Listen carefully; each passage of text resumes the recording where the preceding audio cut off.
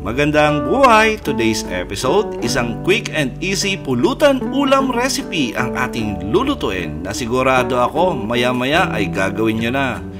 Magluluto tayo ng beef giniling na ginawa nating sisig.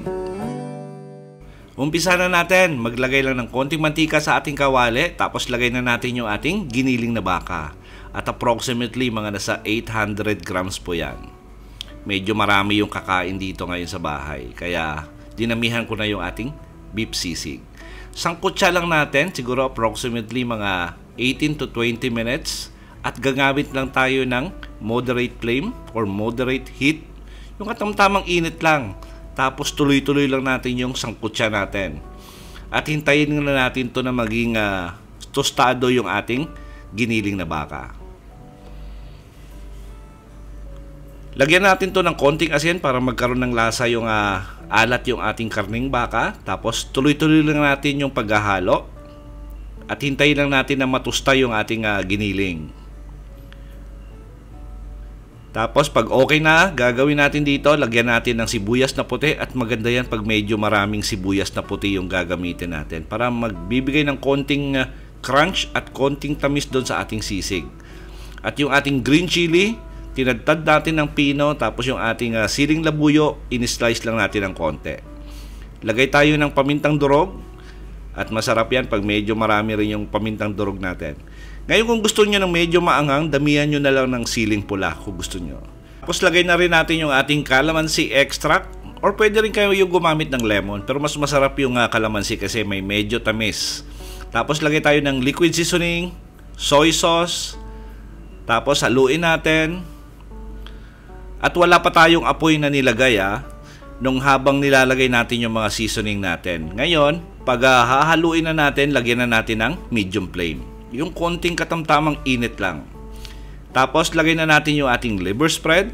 Ngayon, optional lang yung liver spread kung gusto nyo. Pero mas masarap kung merong liver spread kasi yung, di ba, yung sisig natin talagang meron namang atay. So, haluin lang natin to. Nilagyan na natin ng konting apoy, moderate flame lang. Hintayin natin na mahalo talaga natin yung liver spread natin doon sa ating giniling. Nako, na-imagine nyo na ba yung sarap ng ating ulam pulutan? Nako, try nyo dahil napakadali lang lutuin.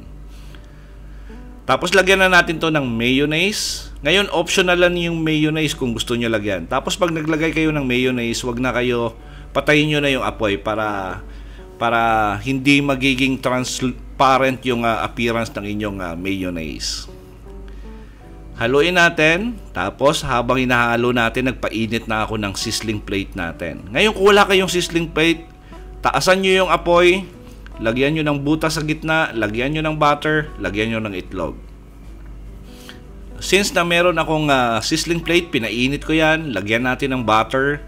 Tapos lagay na natin yung ating sisig na nilagay.